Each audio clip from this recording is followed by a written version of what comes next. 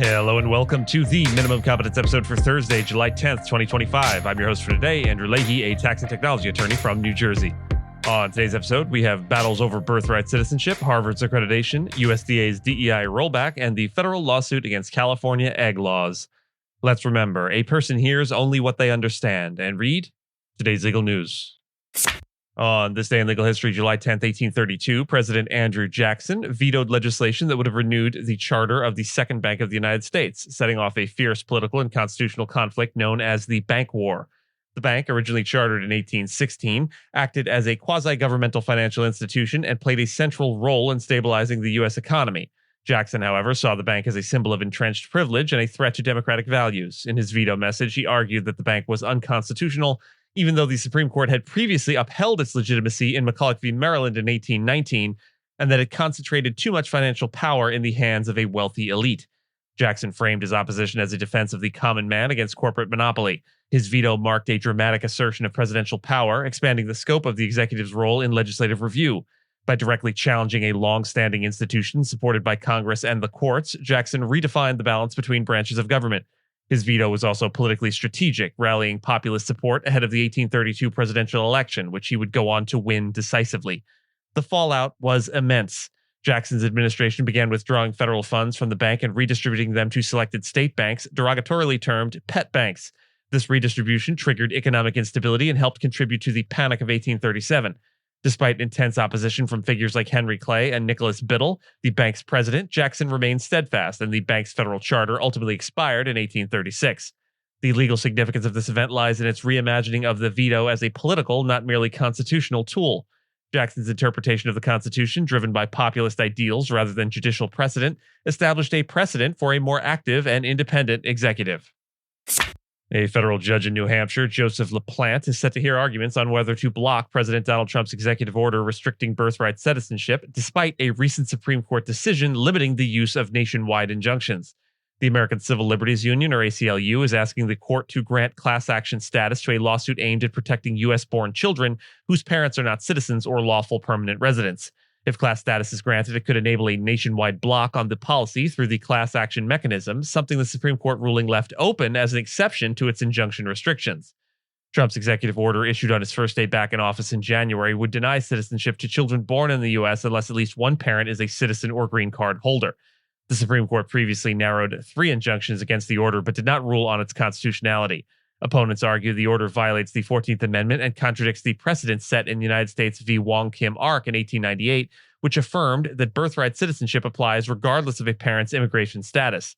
Judge LaPlante had already ruled in February that the policy was likely unconstitutional and issued a limited injunction affecting only certain advocacy groups.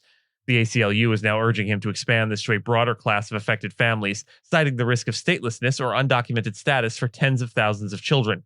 The Justice Department, meanwhile, claims the plaintiffs are too diverse to form a single legal class and that the suit bypasses proper legal procedures. The Trump administration escalated its standoff with Harvard University by threatening its accreditation and subpoenaing records related to international students. Federal officials claimed Harvard may have violated anti-discrimination laws by failing to protect Jewish and Israeli students, citing a Title VI investigation by the Department of Health and Human Services. As a result, the Education and Health Departments formally notified Harvard's accrediting body that the university might not meet its standards. However, the accreditor clarified it operates independently and typically allows students up to 4 years to come into compliance. Simultaneously, the Department of Homeland Security announced plans to issue subpoenas targeting potential, quote, criminality and misconduct among student visa holders at Harvard. These actions follow previous federal efforts to block Harvard from admitting international students and to freeze billions in grants, which the university is currently challenging in court. A judge had already halted Trump's proclamation barring foreign students, though the administration is appealing that ruling. Trump accused Harvard of fostering anti-Semitism and woke ideology, while the university insists the administration's actions are politically motivated retaliation, infringing on its First Amendment rights.